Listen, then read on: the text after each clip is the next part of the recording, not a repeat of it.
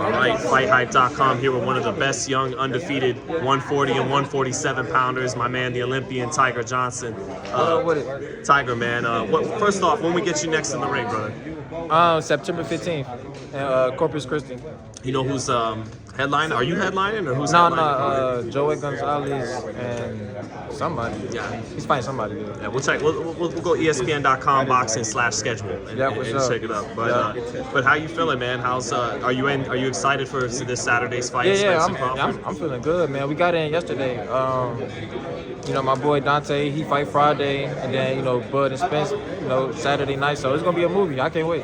You ever work with either guy, sparring, anything like that? Well, Bud and Spence? Yeah. I worked with Bud like a long time ago. I haven't worked with him recently. What was this, Olympics Training Center? Yeah. Like what time, if you remember? I want to say like 2019, if I'm not.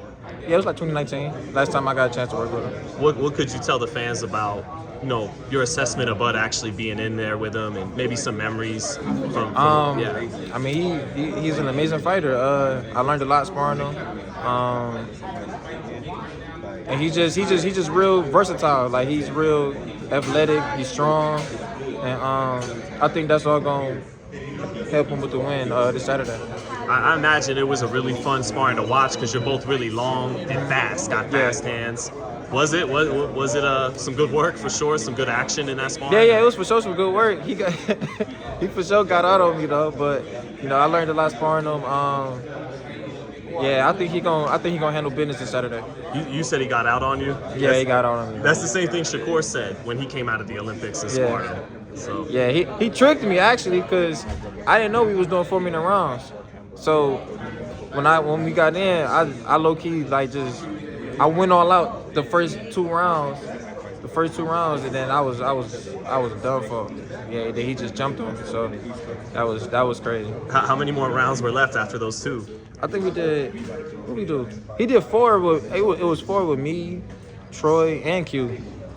Yep. So he did 12 total, and you did the 4. Yep. So you were just letting your hands go the first 2 rounds, throwing combinations. Because he pulled up on us at the mall, and he was just talking crazy to us. Like we all just trash talking, going back and forth. He was like, man, we'll pull up there and pull up to the gym. So we all pulled up, and then we got some work in. What was the separation from a young, talented amateur versus one of the best? And was it like timing, counter punching? What was the separation back then? That gave you the most problems. As an amateur, it's like you got an amateur style. Like, you letting your hands go, you throwing more punches, and Bud, he was he baited me the whole time. You know what I mean? And I didn't realize it. I can see it now that I'm a pro, but then he baited me, and he basically just he just baited me, and then he just jumped on me like the third round. Was it like the counters started coming? Like he started countering all the combos you were throwing? Yep. And then he just started he's strong, man. He was a lot stronger than I thought too. Cause I'm a little bigger than Bud, so I ain't thinking he was gonna be that strong. But even in the clinches and even when I try to grab him and turn him and stuff like that, he's strong. He's stronger than a lot of people. Don't realize how strong he is, man. And he punching. So I think he gonna surprise Spence Saturday with the power and the strength. Yeah. What's that, like deceptive, wiry strength? He's kind of wiry. He's physically strong and he's like punching. He got a lot of power. Yeah, he's always saying that after his fights that we underestimate his strength because like Errol talks about, he looks light in the ass. I think, man, I ain't gonna lie. I believe Spence is strong, but I don't think he punching like Bud. I don't think he punch. I don't think puncher wise. I think Bud got him. And then the thing is, I think Bud just being so versatile, man. Like, he could switch right-handed, left hand.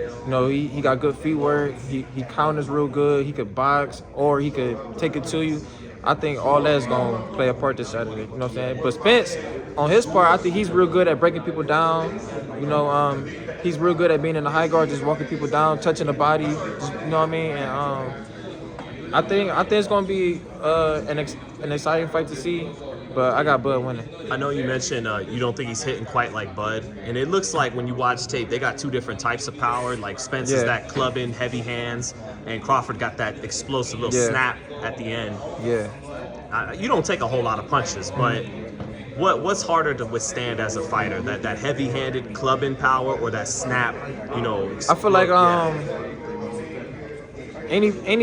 any punches you throw that got snap on is gonna do some damage versus somebody with just heavy hands. Cause it's like people with heavy hands, it's more of just heavy, you know, like thumps. You know what I mean? It ain't really, it's not snappy, and then you can anticipate it better than somebody snapping it because you can't time a person that's snapping his punches, throwing combinations. You know what I'm saying? But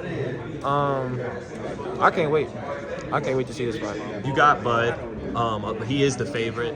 But watching his fights, it looks like his legs, he's not moving as much as when he was younger. And so how, with that said, how do you see him winning the fight? Is it going to be very competitive, stoppage? I think it's going to be. I think it's going to be real competitive in the beginning rounds. I think the beginning rounds, my opinion, I think the beginning rounds going to be. I think it's going to be more of them trying to figure each other out, adjust with the range, and you know, just timing. I think Spence gonna hop, just gonna jump the gun first round. I think he's gonna come with apply the pressure. I think Spence is gonna try to set the tone. You know what I'm saying, and the pace. But what Bud have to do is he gonna have to start faster than what he usually do. You know what I mean? With a guy like Spence, and that's what I think. I think Bud is gonna.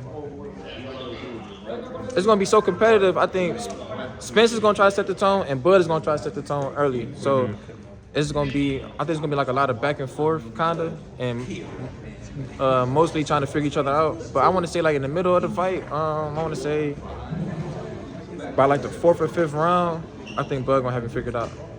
Awesome breakdown, man. Thank you, Tiger. And for yourself, these guys are 33 and 35, so this is their moment. But the division's gonna look different pretty soon.